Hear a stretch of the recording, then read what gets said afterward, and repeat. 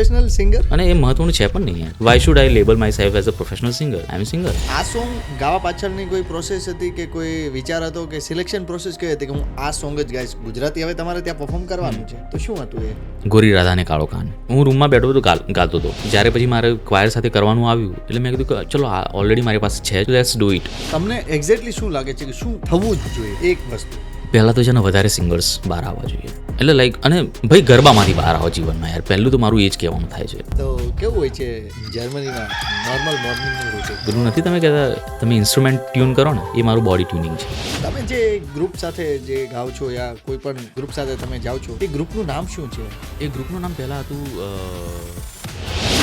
જર્મનીમાં ક્યારે એવું ફીલ થાય છે સાવ એકલા હોય ત્યારે થોડુંક ડિપ્રેશન કે એન્ઝાયટી ક્યારે આવ્યું છે જીવનમાં? ક્યારેક ક્યારેક. પોતે ગુજરાતી છો તો ગુજરાતી મ્યુઝિકને લઈને શું વિચાર છે તમારો? અરે બાપ રે બાપ.